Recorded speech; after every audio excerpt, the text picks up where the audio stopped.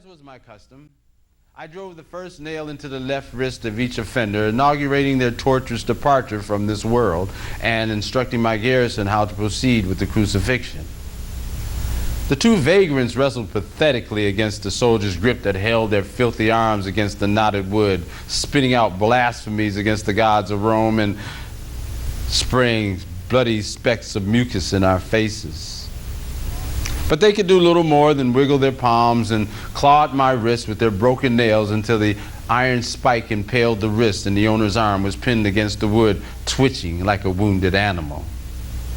I often delighted in the sound of their ear-splitting screams and the sound of their hellish moans that filled the air, and the sight of their epileptic convulsions of agony as the crosses were set upright. It became somewhat of a drama to which I looked forward to with secret pleasure, even more than the gladiators and the chariot racers where countless men lost their lives entertaining Rome. Sometimes I could hardly keep from smiling. But this man, although he was innocent, displayed no reluctance in placing his arm against the wood. His eyes fastened on the soldier holding his arm and on me, his sadistic executioner. But I expected the typical response from this man. When the spike would pierce his skin. But this man was not typical in any sense of the word. Instead of spraying my face with spittle, he just groaned and looked away, scraping his thorny crown against the lumber behind his head. Unlike the other two, this man did not moan in melodies of agony as his cross was set upright, disjointing its resident. Tears ran down his scabbed face as he viewed the masses streaming past the foot of his cross. Their venomous words struck the air like frothy waves pounding some seaside cliff.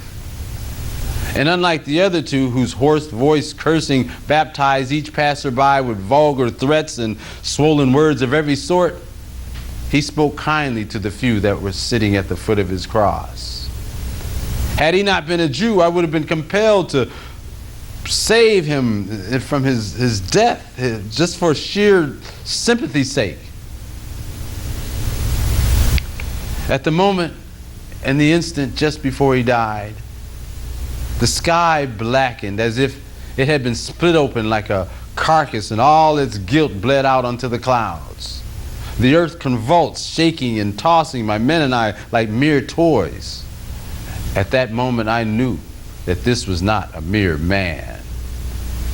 He wielded an exclusive authority, the image of Rome as though it were some colossal statue carved of iron laid in heaps at the foot of his cross, like a mound of chaff vulnerable to the slightest breath of wind.